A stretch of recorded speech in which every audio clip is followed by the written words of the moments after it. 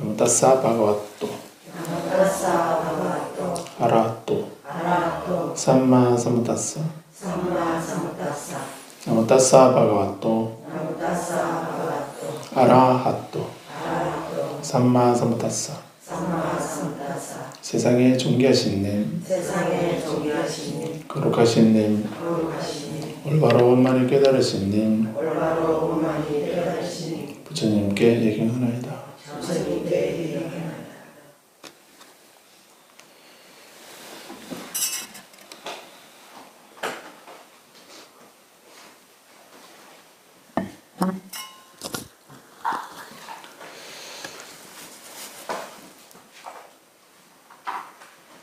우리 교재 284쪽 284쪽에 지난번에 65절까지 봤습니다. 한 번 더 보면 그는 정신적으로 사물을 인식하고 사랑스러운 사물에는 애착하고 사랑스럽지 않은 사물에는 혐오한다.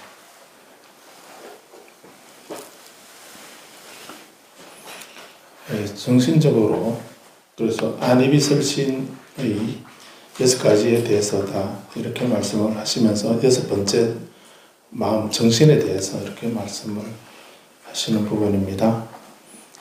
우리가 몸이 있고 정신이 있어서 그래서 크게 그 명색이라고 이렇게 말하죠. 명색이라고 말해서 명은 정신을 말하고요. 색은 육신을 말합니다. 육신에는 또 눈, 귀, 코, 혀, 몸 이렇게 5가지가 5가지로 나눠줄 수 있습니다. 그걸로서 그래서 몸으로는 눈으로 보고 귀로 듣고 또 코로 냄새 맡고 혀로 맛을 보고 몸으로 감각을 느끼면서 그 대상을 인식하게 되는 거죠. 그렇게 하면서 그렇게 몸이 그러하듯이 또 정신은 마음으로도 사물을 인식하고 그 사랑스러운 사물에 대해서는 애착을 하고 사랑스럽지 않은 사물에는 혐오한다. 이런 분별이 생기는 것입니다. 그래서 출가자나 제가자나 모든 사람들은 이렇게 몸과 마음으로, 몸으로는 안이비설신, 마음으로는 정신, 이렇게 우리는 이 6가지를 그 사물을, 대상을, 바깥 경계를, 바깥 대상을 인식하는 주체, 근본이죠. 그래서 우리가 이 안이비설신이가 없는데 바깥에 있는 좋은 것, 나쁜 것 이런 거를 받아들이거나 알거나 분별하거나 이렇게 하지는 않죠. 몸이 있어서 눈으로 보고 보는 게 있으니까 또 귀로 듣는 것이 있어서 들으면서 또 코로 냄새를 맡으면서 또 매 순간 혀로 맛을 보면서 몸으로 피부 감각, 촉감, 감각을 느끼면서 또 마음으로는 사물을 인식을 하면서 거기에서 그 사랑스러운 좋아하는 거에는 애착하고 좋아하지 않은 것, 사랑스럽지 않은 것에 대해서는 혐오하는, 싫어하는 그런 분별을 일으킨다는 것입니다. 그래서 이 6가지를 안이비설신의 이 6가지를 육근이라 하고, 육근이라는 뿌리근자에서 육근이라 하는 이 말은 사물을 인식하는 주체다, 주인이고 주체다라고 해서 인식 주체 이렇게도 말하죠. 그래서 그런 의미에서 인식을 하는 사물을 받아들이는 그런 주체가 되고 근본이 된다, 또는 바탕이 된다라고 하는 이런 의미에서 육근이라 이렇게 하는 겁니다. 육근. 색성량 미촉법이라는 것도 있죠. 눈으로는 색을, 물질을 보고 색깔의 빛깔을 보고 귀로는 소리를 듣고 또 코로는 냄새를 맡고 이렇게 하는 그 색, 성, 향, 미, 맛, 촉, 촉감, 법, 사실 이렇게 그 색성향 미촉법은 우리가 우리 몸으로 대상을 인식하는 경계, 대상이라고 해서 대상이 되기 때문에 그래서 이 6가지를 색성향 미촉법을 6경 6가지 경계 6가지 인식의 대상이라는 말로 의미로 6경이라고 그걸 인식하는 주체, 근본, 바탕 그것은 6근이라 이렇게 말하는 겁니다.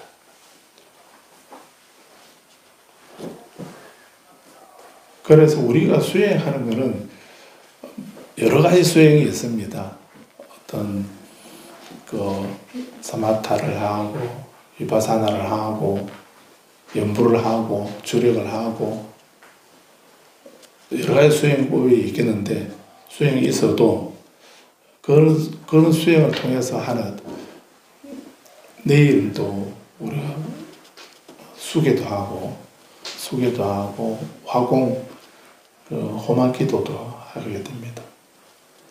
그런데 이런 기도는 하는 것이 그런 수계를 하거나 호마 기도를 하거나 이렇게 하게 되면 어떤 내가 사물에 대해서 애착하고 좋아하는 것은 사랑스러운 사물에는 애착을 하고 사랑스럽지 않은 사물에 대해서는 혐오하는 마음을 가지고 있어도 호마 기도를 하거나 수계를 하거나 수행을 하게 되면 저절로 내가 바라는 대로 다 이루어지는 겁니까?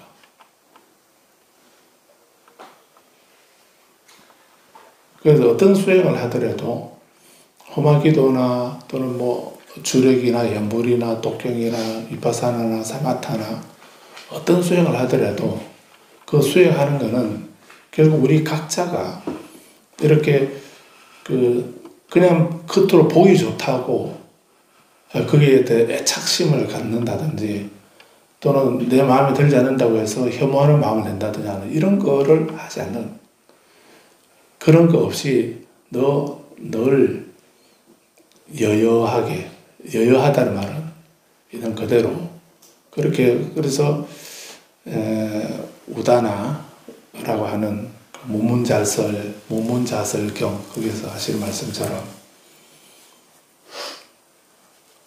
보는데 듣는데 이런데 끄달리지 않냐고 볼 때는 볼 뿐이고 들을 때는 들을 뿐이고 하는 그런 말씀들이 그런 분별 없이 그래서 내가 해야 할 일을 하는 것 그걸 말하는 겁니다.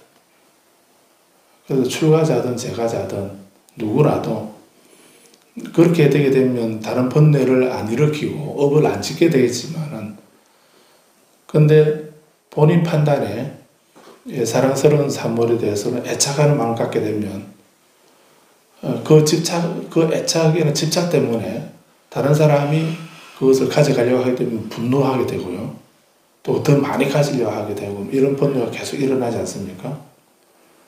근데 본질은 그게 아닌데도 단지 내 마음에 안 든다고 사랑스럽지 않은 사물이라 해서 혐오하고 밀쳐내고 이렇게 하게 되면 그러면은 우리는 그에 대해서 올바른 바른 업을 바른 행위를 못하게 되는 그렇게 되는 겁니다. 그래서 여기서 부처님이 이런 말씀하시는 것처럼 가장 기본적인 간단하게 바로 이런 것입니다. 사랑스러운 사물에는 애착하고 사랑스럽지 않은 사물에는 혐오한다 하는 이런 누구라도 이런 생각 때문에 그 번뇌가 일어난다는 겁니다. 그래서 그렇게 혐오하게 되면은 그는 몸에 대한 책임을 확립하지 못하게 되고 하려는 마음을 갖지 못한다. 몸에 대한 책임을 확립하지 못한다. 이런 어떤 편견이 있게 되면 애착하거나 혐오하는 마음을 가지게 되면 그 본질하고는 다른데 단지 그 순간 내게 맞는가 맞지 않는가 그것만 가지고 내게 맞으면 애착하고 안 맞으면 혐오하고 이런 걸 하게 되면은 몸에 대해서 올바른 책임을 확립하지 못한다는 진실을 본인이 모르기 때문에 그래서 몸에 대한 책임을 확립하지 못한다는 말은 그런 어떤 본인 생각이나 감정에 휘둘리게 된다는 이런 말이죠. 그래서 이미 강하게 애착을 하거나 또는 밀쳐내는 혐오하는 마음을 가지게 되면 그러면은 몸에 대한 책임을 확립하지 못하게 될 것이고 한량없는 마음을 갖지 못한다. 한량없는 마음, 무량심이라고 그럽니다. 한량없는 마음이 몇 가지입니까? 4가지 무량심이다. 사무량심 이렇게 한번 들어보셨죠? 그래서 자비희사, 우리 늘 그 예경문에 외우는 일체 중생이 행복과 행복 원인을 갖게 하소서. 이거는 그 자무량심이거든요. 그래서 모든 사람이 나를 포함해서 모든 존재가 행복하기를 바라는 마음, 그게 자무량심이고요.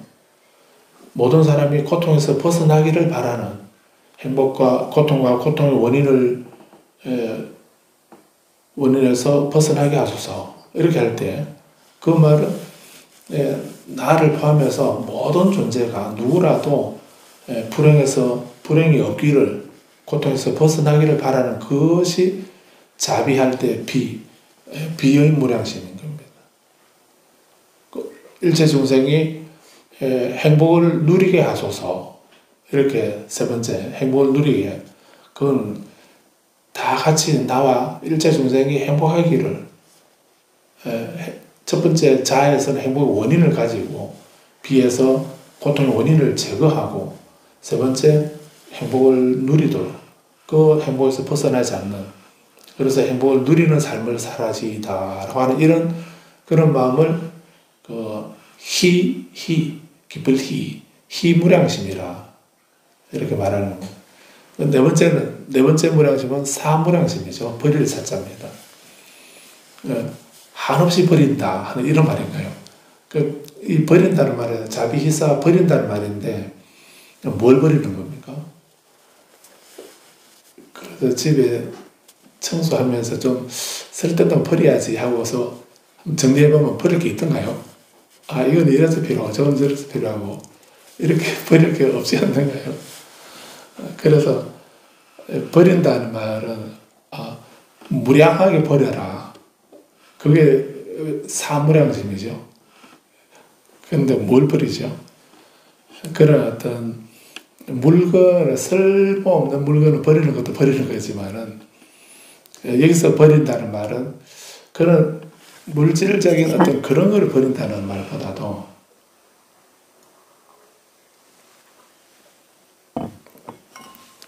여기서 첫 번째 사랑하는 사물에는 애착한다 이렇게 했지 않습니까? 그 사랑한다, 사랑스럽다, 좋다, 애착이 간다 하는 이런 생각을 버리는 겁니다. 사무량심은 그런 애착하는 마음을, 집착하는 그 마음을 버리라는 이런 말이죠. 두 번째, 사랑스럽지 않은 사물에는 혐오한다 했습니다. 그 혐오하는 걸 버리라는 겁니다. 애착을 버리고 혐오하는 걸 버리면 어떻게 되는 겁니까? 그 애착하거나 애착의 그 한쪽 끝이 애착이고 한쪽 끝이 혐오라고 하면은 애착도 버리고 혐오도 버린다는 말은 그게 사입니다. 그래서 사를 친소와 탐욕과 성냄을 버리고 평등 속에 머물게 하소서 이렇게 했지요.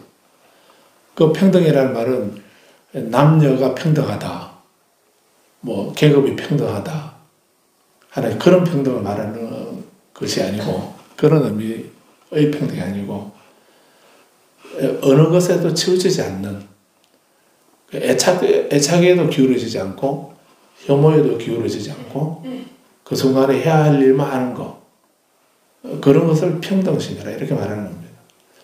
저 사람 나 잘 아니까 잘 아는 사람이다 하는 이런 생각으로 애착을 하거나, 저 사람은 나를 해치는 사람이나 내가 잘 모르는 사람이다 해서 멀리하거나 이런 거 없이 그냥 평등하게 대하는 그런 것을 사무량심이라 이렇게 말하는 거예요.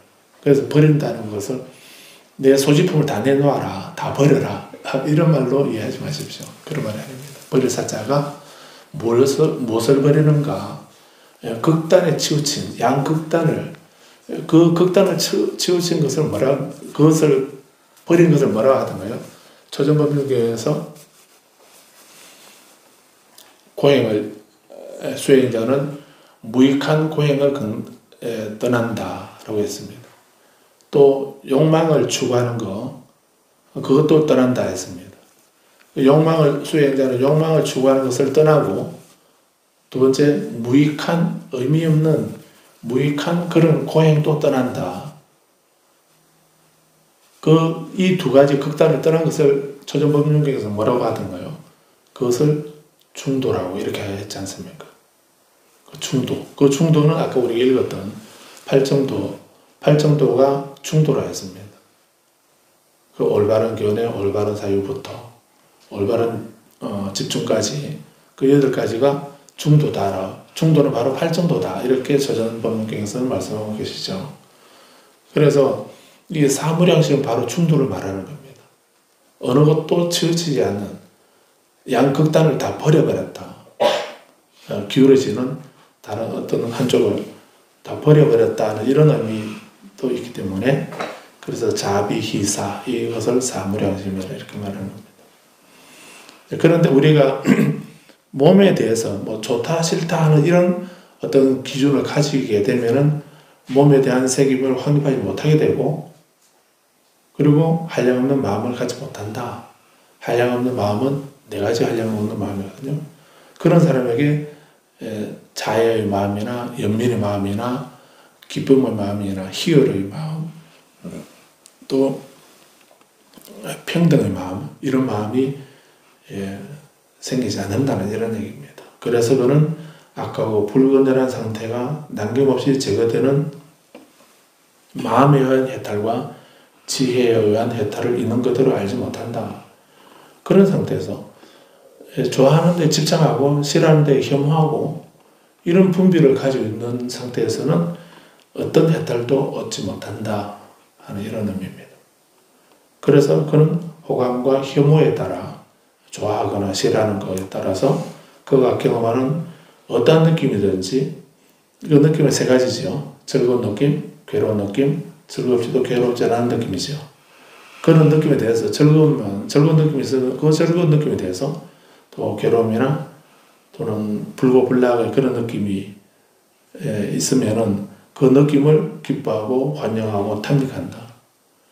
그 안 좋은 건데도 그런 느낌이 이미 본인이 한쪽에 기울어져 있기 때문에 애착하거나 혐오하는 이런 식으로 되어 있기 때문에 그 애착이나 혐오는 올바른 그 본질을 바로 보는 것이 아닌데도 본인이 그렇게 한쪽 기울어졌기 때문에 그 느낌을 거기에 대한 느낌에 대해서 기뻐하고 환영하고 탐닉하는 그런 마음이 그런 과정으로 전개된다는 얘기죠. 그래서 그 느낌을 기뻐하고 환영하고 탐닉하는 자에게 그런 느낌에 우리는 매 순간 느낌이 일어나게 되어 있습니다. 좋은 느낌, 싫은 느낌, 좋지도 싫지도 않은 그런 덤덤한 느낌 이 3가지 느낌이 매 순간 일어나게 되어 있죠. 그런데 그런 느낌을 기뻐하고 환영하고 탐닉하는 자에게 환락이 생긴다라고 했습니다. 그 느낌에 대한 환락이 바로 집착이다. 그 집착을 조건으로 존재가 생겨난다. 이 존재는 어떤 업을 말하는 겁니다. 업이나 행위를 말하는 겁니다.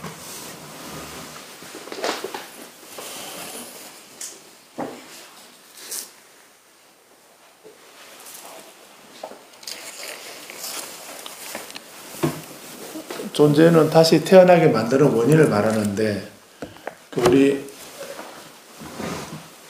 다시 12연기 분별경 한번 보실까요?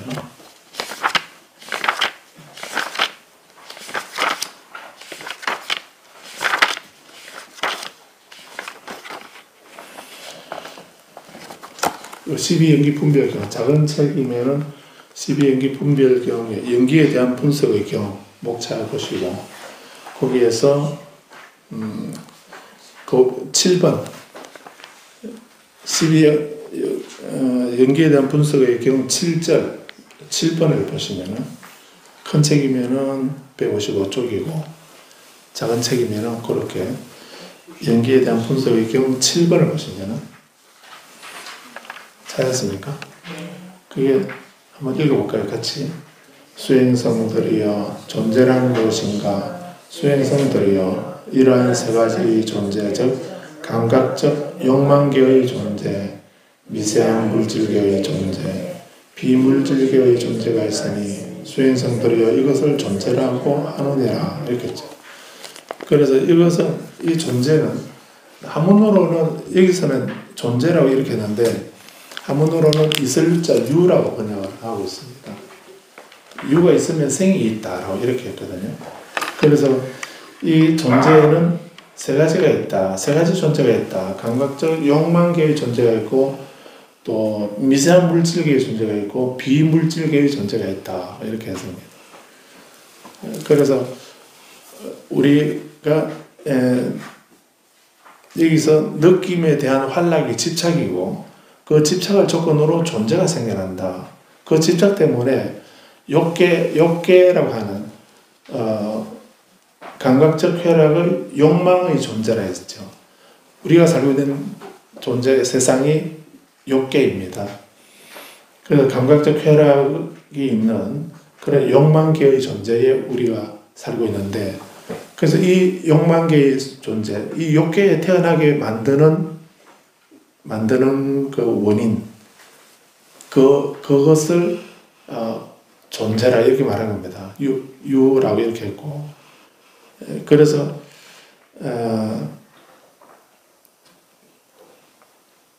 또 우리는 지금 욕계에 살고 있지만은 우리 위에 천상으로 보면은 우리처럼 이렇게 거친 지수화풍은 없지만은 미세한 물질로 이루어져 있는 그런 몸을 가지고 있는 존재들을 신들이라 하죠. 그 신들이 살고 있는 그런 세상을 색계라고 부릅니다. 그런 미세한 물질계의 존재라 이렇게 했죠. 미세한 물질계, 우리 몸처럼 지수화풍으로 이루어져 있는 그런 몸이 아니라 우리 눈으로는 볼 수 없지만은 그런 완전히 없는 건 아니고 그래서 미세한 물질로 이루어져 있는 그런 몸을 가지고 있는 존재들이 있다는 겁니다. 그분들은 이제 신들의 존재라고도 할 수도 있고 또 우리가 누가 돌아가시게 되면 이제 바르도에 계시게 되면 그때는 의생신을 가지고 있다 이렇게 했지 않습니까? 의생신이라는 말이 의식으로 이루어져 있는 몸 이 말이거든요. 그래서 미세한 물질로 이루어져 있는 몸 이런 의미로 의생신 이렇게도 얘기하고요. 의식에서 생겨난 몸 이런 의미이긴 하지만은 그분들도 그 거친 몸은 이제 화장을 하거나 매장을 했지만은 이제 거기서 떠나서 빠져나와서 거친 지수화풍으로 이루어지는 몸은 아니지만 미세한 물질로 이루어져 있는 그런 몸으로 존재한다 해서 의생신이라고도 하고 바르도 중음신 이렇게도 하고요. 또 다른 존재들은 그 색계의 존재 이런 존재들은 그런 존재들도 미세한 물질을 가지고 있다라고 하는 그런 천신들을 말합니다. 그리고 그 위에 색계 위에는 욕계가 있고 색계가 있고 그 위에 무색계라고 하는 세계가 있는데 거기는 이제 미세한 물질마저도 없는 그런 세상이라고 합니다. 거기서는 오로지 의식, 정신으로만 존재하는 그런 세계를 무색계라 이렇게 하는 거죠. 그래서 욕계든 색계든 무색계든 이 모두를 이 삼계, 그거를 삼계라 하죠. 이 삼계를 다른 말로 존재라 이렇게 말하는 겁니다. 그럼 그 삼계에 욕계나 색계나 무색계에 태어나게 되는 그런 우리가 살아가는 세상은 그런 세 가지 세계가 있는데 거기에 태어나게 되는 원인이 뭔가?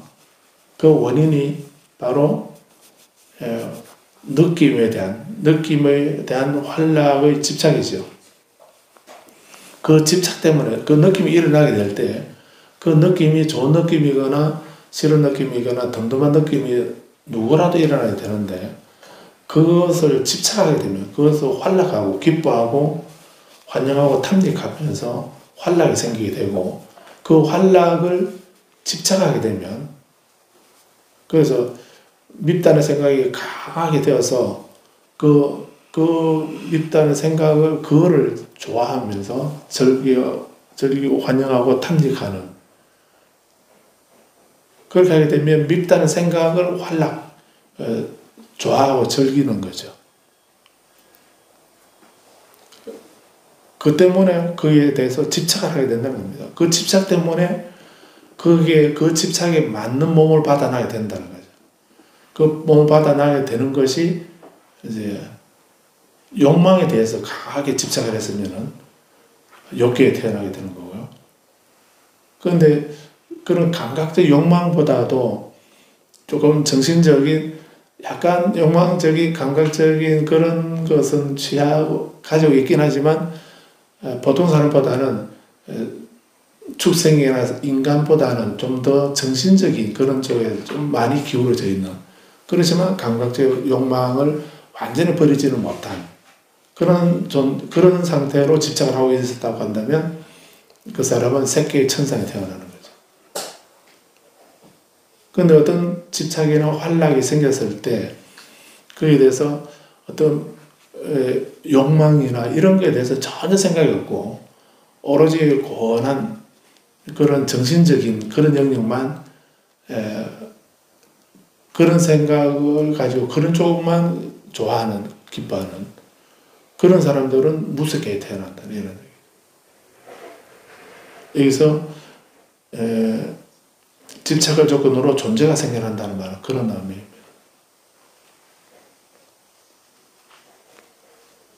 그래서 우리 주변에도 보면 우리 똑같은 사람이라도 우리 사람들을 보면은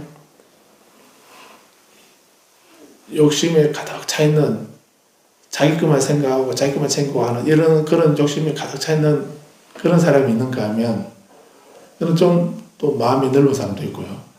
또 어떤 사람은 정말 그렇게 그 힘들게 살면서도 마음의 신선들처럼 그렇게 먹는 거나 뭐 입는 거나 이런 거는 좀 뭐 힘들고 이렇게 해도 근데 그분들의 마음은 그 유유자적하게 풍류를 즐기면서 그렇게 하는 보통 다른 불교 수행자 아니라도 일반 사람들도 보면 그렇게 다른 그런 차이를 볼 수 있지 않습니까? 어떤 사람은 정신적으로 되게 마음의 평화, 정신적인 그런 쪽을 많이 생각하는 사람이 있는가 하면 어떤 사람은 뭐 그런 데 대해서 전혀 모르고 단지 먹고 입고 하는 이것만 생각하는 그런 사람들도 있는가 하면 또 좀 지식을 갖추었다, 교양을 갖췄다 하게 되면 좀 정신적인 영역도 추구하면서 또 어떤 물질적인 이런 거에 대해서도 어느 정도 균형을 갖춰가면서 살아가는 그런 사람이 아니었습니까? 우리 사람들 중에도 욕계, 색계, 무색계 그런 쪽에 해당되는 사람들이 있다라고 이렇게 볼 수도 있습니다. 아무튼 네, 그런 결과가 나타나는 것이 집착 때문이다. 무엇을 집착하는가에 따라서 그런 세 가지 단계로 나눠진다는 이런 의미로 이해하시면 되죠. 그래서 집착을 조건으로 존재가 생겨난다. 그래서 이 존재라는 말하고 그 12연기에 무명 때문에 행이 일어난다. 행이 생겨난다. 행으로 해서 식이 생겨난다. 이렇게 말할 때 그 12연기의 두 번째 행이라는 거하고 이 존재라고 하는 이 두 가지는 그 업의 성격을 좀 가지고 있습니다. 그래서 이 존재를 조건으로 태어남이 생겨난다. 그래서 아까 봤던 거기 6절을 보면 그 위에 6절을 보면은 태어남이란 무엇인가? 낱낱이 무사함의 유형에 따라서 낱낱이 무사함이 출생하고 탄생하고 강생하고 재생하고 전생하고 전생은 굴러다니면서 태어난다 이런 의미거든요. 전생할 때 앞전자 하게 되면 내가 태어나기 이전의 세상을 말하는 거고 구를 전자니까 윤회하는 걸 말하죠. 여기서 태어나고 또 다시 또 저쪽에 태어나고 이렇게 계속 다시 나고 죽고 나고 죽고 이렇게 되풀이하는 것을 말하는 거예요. 같은 말입니다. 재생, 전생 이렇게 같은 말로 이해가 되겠습니다. 모든 존재의 다발들이 나타나고 감력을 얻으니 이것을 태어남이라 한다. 그 존재가 있으면 생이 태어남이 있다는 이런 말이죠. 지금 이 분석경은 이제 마지막 12번째부터 첫 번째로 거슬러 올라가면서 설명하는 이런 식이라서 6번이 태어남이고 7번이 존재로 이렇게 되어 있긴 하지만 그래서 존재를 우리 교재에 존재를 조건으로 태어남이 생겨난다. 태어남을 조건으로 늙고 죽음, 우울, 슬픔, 고통, 근심, 불안이 생겨난다. 이같이 모든 괴로움의 다발이 생겨난다. 이렇게 말씀하고 있습니다. 그것은 위에 우리 분석경에서는 5번이 해당되겠네요. 그래서 이 66절을 보게 되면 그래서 이와 같이 모든 괴로움의 다발들이 이렇게 해서 괴로움의 다발이 고온이라고 하는 괴로움의 다발이 생겨난다라고 이렇게 말씀하고 있는데 그래서 우리 각자에게 괴로움의 다발이 괴로움이란 어떤 겁니까? 늙음이나 죽음, 늙음도 태어남도 고통이고 늙음도 병듦도 죽음도 고통이고 우울한 거, 슬픈 거, 고통스러운 거, 근심, 불안 이런 것도 다 고통이라는 얘기입니다. 그래서 고라고 하는 것이 그 바늘에 찔렸을 때 아픈 거 그것만을 고통이라 말하는 게 아닌 겁니다. 그래서 고성제라고 하는 말은 고성제는 이렇게 그 생로병사, 슬픔, 비탄, 고통, 근심, 절망 이 모든 것이 다 고다라고 이렇게 초전법륜경에서 그런 말씀하고 있죠. 그래서 고에 대해서 정확히 우리가 고가 뭔지 이걸 아셔야 되는 겁니다. 이고덕락이라 불교가 뭔가 부처님 가르침은 무엇을 위해서 우리에게 말씀하시는가? 이고덕락을 위해서 말씀하셨다. 이고덕락. 고를 여의고 락을 얻는다. 이렇게 할 때 그럼 그 고가 뭔가? 그 고가 배고플 때 느끼는 고통, 그것도 고통이긴 하죠. 그런데 그것도 고통이긴 한데, 그러면 부처님 가르침이 이고덕락이라 했으니까, 그래서 밥 먹으러 안 가고 계속 독경만 하고 있거나 이렇게 하게 되면 이고가 되겠습니까? 이고 되는데 그 이고를 할 때, 그 고통을 예인다 할 때, 그 고통은 그런 고통만을 말하는 게 아니죠. 그래서 배가 고플 때는 물을 마시거나 밥을 먹거나 이렇게 해야 이제 허기가 사라지는 거긴 하겠지만, 근데 늙음이나 죽음에 대한 두려움이나 슬픔, 비탄, 고통, 근심, 절망 이런 고통이 있을 때 그때는 먹는다고 해결되는 건 아니지 않습니까? 그럴 때는 우리가 수행을 해서 제 말씀을 따라서 수행을 하게 되면 그 고통에서 벗어나게 된다는 얘기죠. 그게 이고인 겁니다. 그래서 그런 고통에서 슬픔, 비탄, 고통, 근심, 절망이라고 하는 이런 불안이라고 하는 이런 고통에서 벗어나게 되고 그 벗어난 상태 벗어나고서 무엇을 얻습니까? 락을 얻는다는 겁니다. 그 배가 고플 때 음식을 먹으면은 배가 불러지게 되면 그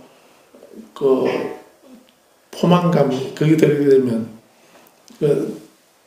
너무 배가 부르면 이제 그것 또한 고통이기도 하지만은 그래서 허기가 없어졌을 때 그때는 이제 좀 뭐라고 하나요? 살만하다라고 이렇게 말할 때 그 살만한 그게 락이죠. 이고등 나갈 때 그 락하고는 다른 거긴 하지만 그런 것처럼 배가 고플 때 그 고통이 배고픔의 고통이 있을 때 음식을 먹어서 이제 편안함을 배부름을 얻었을 때 느끼는 그 안락함 그 그 충만감, 그런 것을 이제 정신적인 수행으로 가져오게 되면 우리가 우울하다든지 슬프다든지 고통이나 근심, 불안이 있을 때, 그럴 때 계속 왜 나만 이렇게 불안한가? 왜 나만 불행한가? 왜 나만 고통스러운가? 내가 뭘 잘못해서 이런 게 있는 거야? 계속 이런 생각만 빠져들게 되면 그 고통에서 벗어나지 못하는 겁니다.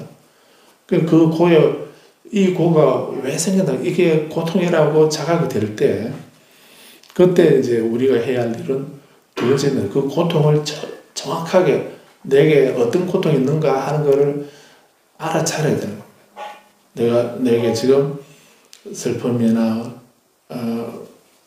고통이나 근심이나 불안이나 늙음이나 죽음이나 이런 고통을 우리가 자각했다면 내게 이런 고통이 있구나 라고 자각을 했다면 그 다음에 왜 나만 이렇게 불행하지? 이렇게 하면 안 되는 겁니다. 그러면 더 패배감이 들어서 거기서 못 벗어나는 겁니다.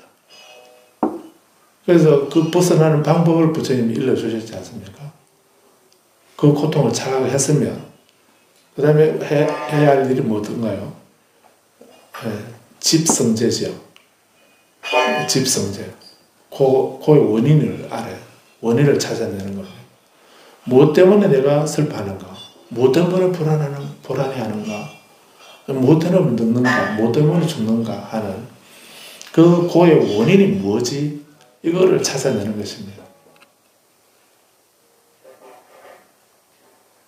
그리고 그 원인을 알았으면 그 원인이 집착이겠죠. 집착이거나 혐오이거나 다른 번뇌가 있을 거 아닙니까? 그래서 그 집성제는 갈에라 해서 강력한 집착입니다. 오로지 갈망하는 그 집착, 오로지 그것만 생각하고 다른 거 생각하지 못하는 그런 갈에라고 하는 그 집착 때문에 고가 생겼다라고 하는 것이 사성제에서 집성제인 겁니다. 그래서 그렇다면 내가 고가 없기를 바라는, 고가 없어진 상태를 원하지 않습니까? 슬픔, 비탄, 고통, 근심, 절망이 없기를 바라지 않습니까? 그런 고통이 없어진 상태,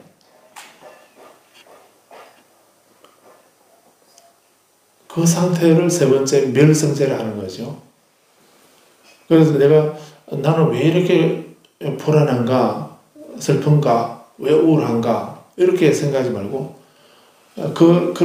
나 지금 우울하고 슬프다, 불안하다, 이렇게 생각했으면 그 원인을 살펴보고, 그리고 나는 이 슬픈 불안을 없애야 되겠다는 그런 강한 생각을 갖게 되겠죠. 여기서 벗어나야 되겠다 하는 이런 생각을 하게 되고, 그래서 없어진 상태, 그 고가 사라진 상태가 멸성제고, 없앨 수 있는 방법이 뭔가, 이제 원인은 알았는데 어떻게 이 고통을 없앨 것인가 하는 그 고통을 없애는 방법, 그게 도성제인 겁니다. 팔정도라고 이렇게 말한 거죠. 그래서 이고등락이라는 말은, 이고할 때 고는 고성제를 말하고요. 고성제를 떠나서 등락, 락은 멸성제를 말하는 겁니다. 고가 사라진 상태를 말하는 겁니다.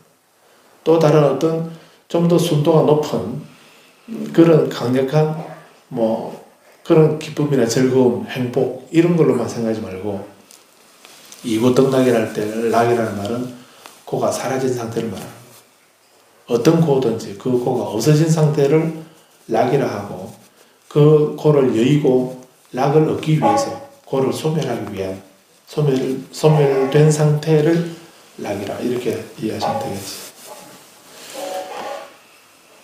그래서 괴로움을 다발이 왜 어떻게 해서 생기는가 하는 그 과정을 이렇게 말씀하신 겁니다.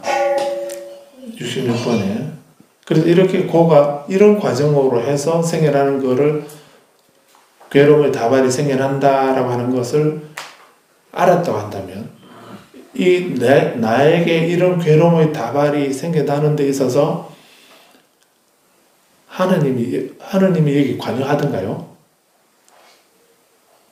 아까 우리 읽어봤는데, 그 하느님 때문에 이 고가 생겨나던가요?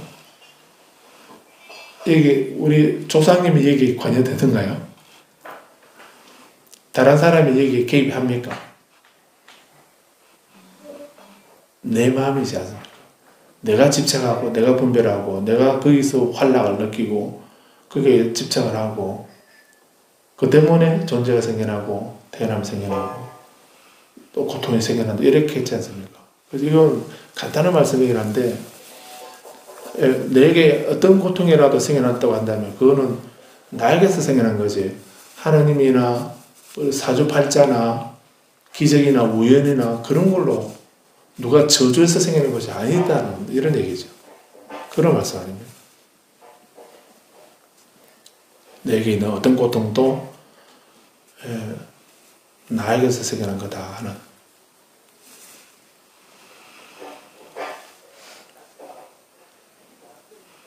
그래도 우리는 또 뭐 우울하거나 슬프거나 고통이 있거나 근심이나 불안이 있게 되면은 원래 삼재가 들어서 그런가 이렇게 생각하고 조상 묘를 잘못 써서 그런가 이렇게 생각하기도 하고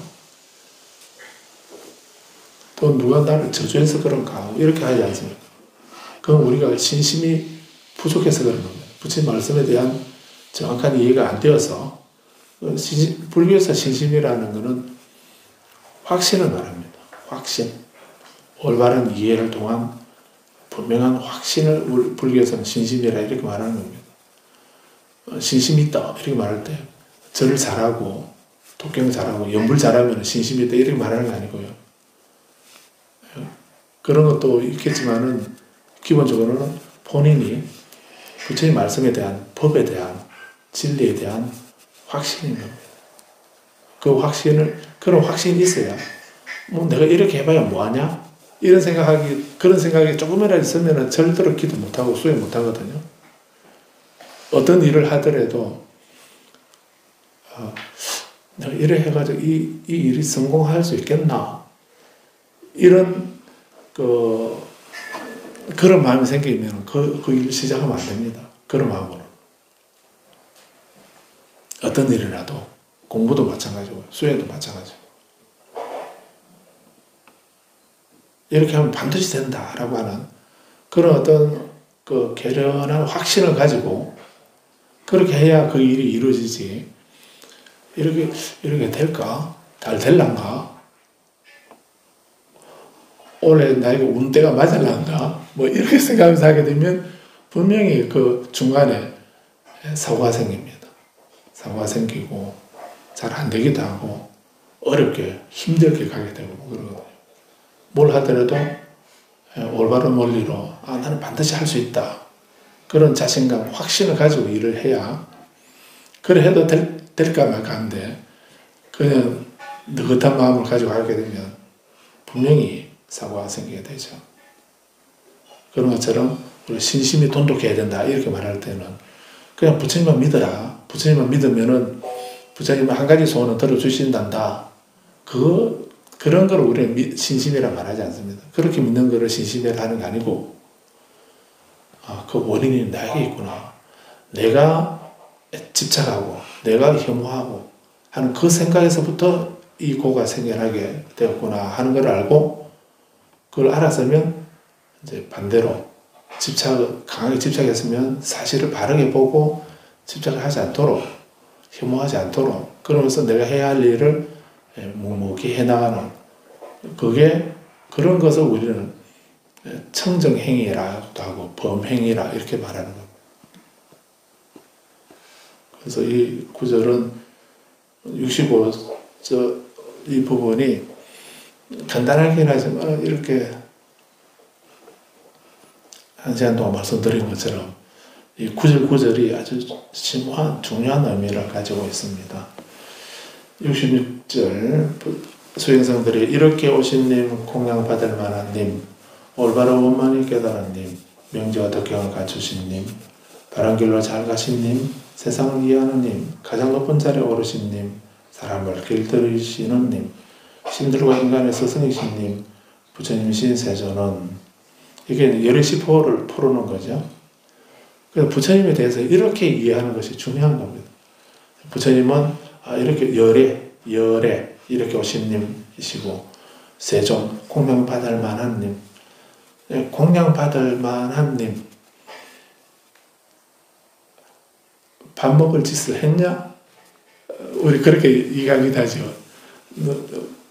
아이들에게 밥 먹을 짓을 했냐? 이렇게 말할 때 그런 것처럼 공양을 받을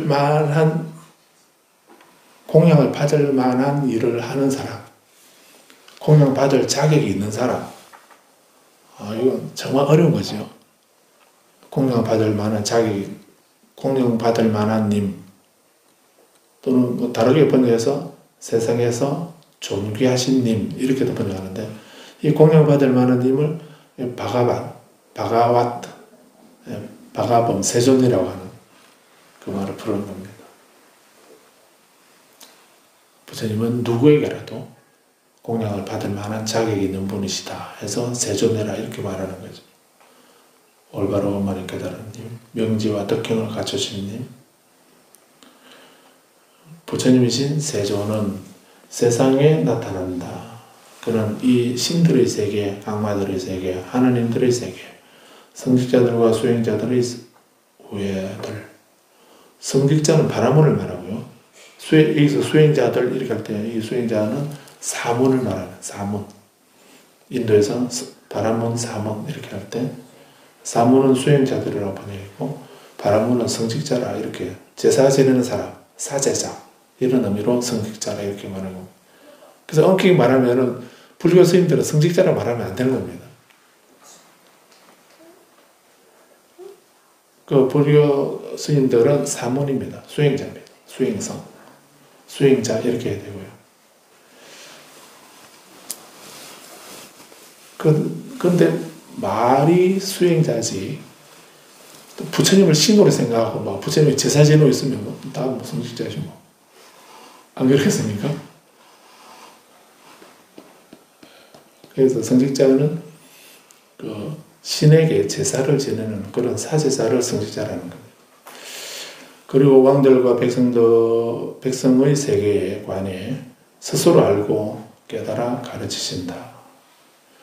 부처님은 처음도 착하고 중간도 착하고 끝도 착하고, 착하다고 이렇게 번역도 하는데 초선, 한문으로 초선, 중선, 후선 이렇게 말하거든요. 착하다는 말도 해도 되고, 또 선하다. 그 물건 살 때, 이 착한 가격이다 이렇게 말하면 그 가격에도 착하고 악하고 착한 게 있습니까? 착한 가격이다 이렇게 말하면 그건 착하다는 말은 무슨 말입니까? 어떤 뜻인데요? 착한 가격 이렇게 하게 되면 그 돈 주고 사면 다 착해집니까? 아니면 그 파는 사람이 착한가? 그 착한 가격 이렇게 하잖아요. 그래서 여기서 처음도 착하다 이러면 처음도 착하다 이렇게 번역되는데, 처음도 착하고 중간도 착하고 마지막도 착하다. 그 우리는 처음은 착한데 중간은 대충 착하고 마지막은 안 착하고 그런 경우도 안 했나요? 그게 착할 선자인데 초선, 그대로 번역하면 처음도 착하다 이렇게 번역할 수 있는 건데, 처음도 좋다라고도 해도 됩니다. 착할 선자니까 좋다는 의미로 해서 처음도 좋고 중간도 좋고 마지막도 좋은, 그리고 의미를 갖추고 표현을 갖춘 가르침. 이게 부처님 가르침의 특징입니다. 부처님 가르침은 어떤 것인가? 부처님 가르침은 부처님이 스스로 알고 깨달아서 가르치는 법이고, 그리고 그 법은 처음도 좋고 중간도 좋고 마지막도 좋은, 그리고 의미도 갖추고 있고 표현도 갖춰져 있는 그런 가르침입니다. 그런 가르침을 부처님은 설하신다는 겁니다. 충만하고 순결하고 청량한 삶을 부처님은 가르치신다.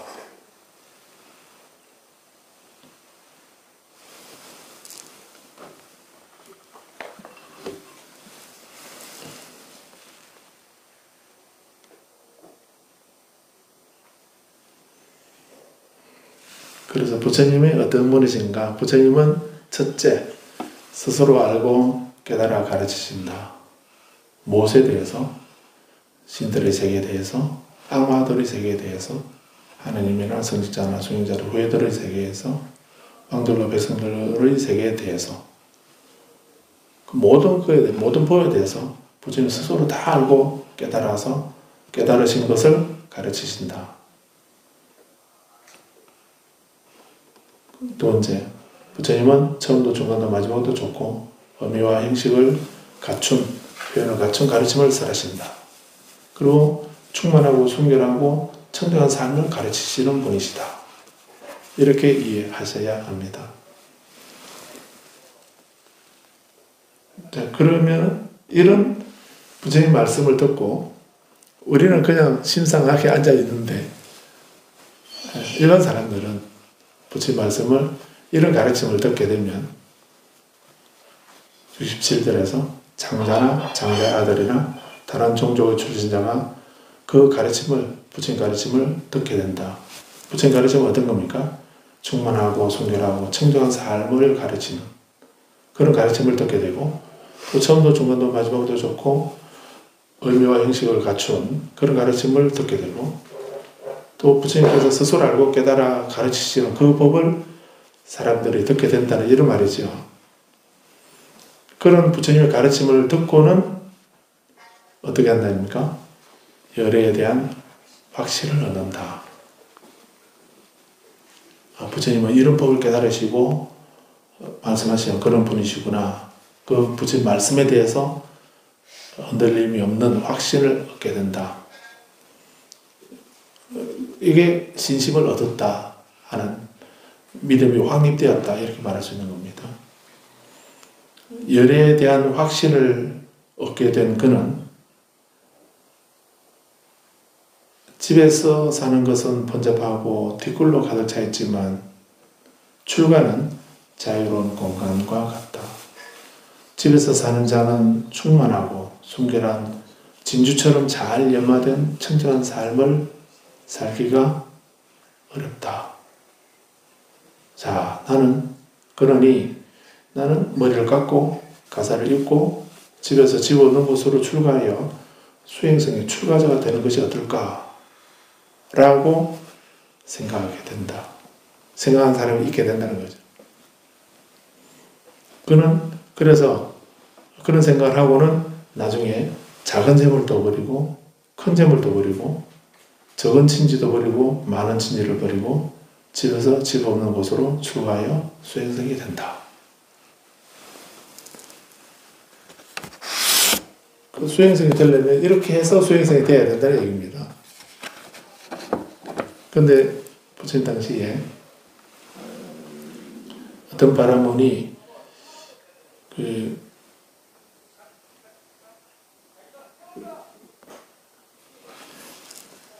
부처님 제자가 되면은 편안하게 공양도 많이 받고 좋은 옷도 입고 편안하게 산다는 그런 소문을 듣고서 출가를 한 겁니다. 그래서 부처님 제자가 됐는데 근데 딱 출가를 하고 나니까 본인이 매일 글식을 해야 되고 수행을 해야 되고 공부하는 것도 경결론 3장도 공부도 해야 되고 이렇게 많으니까 너 이렇게 힘들면 나 못 살겠다고 집에 가겠다고 이렇게 그냥 아무것도 안 하고도 편하게 사는 줄 알았다고 그렇게 살려고 누구 간섭도 안 받고 편안하게 그렇게 살려고 출가했는데 걸식을 해야 되고 어른을 섬겨야 되고 대중을 잘 통솔해야 되고 해야 일이 많으니까 이렇다면 차라리 난 속가로 다시 집으로 가겠다고 이렇게 한 바람이 있었다고 합니다.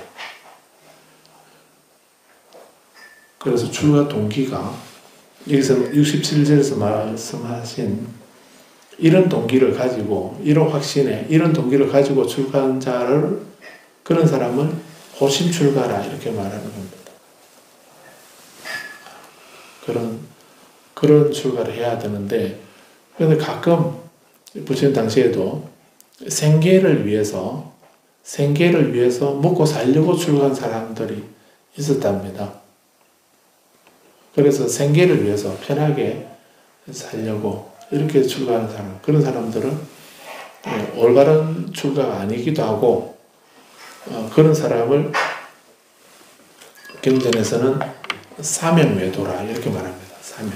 삿된 생활로 생계를 유지하는, 생계를 위해서 출가자의 행세를 하고 있는 그런 가짜 출가자다라고 하는 이런 의미에서 사명외도라 이렇게 말씀하고 있기도 합니다. 자, 오늘은 여기 67절까지 말씀드리고 마치겠습니다.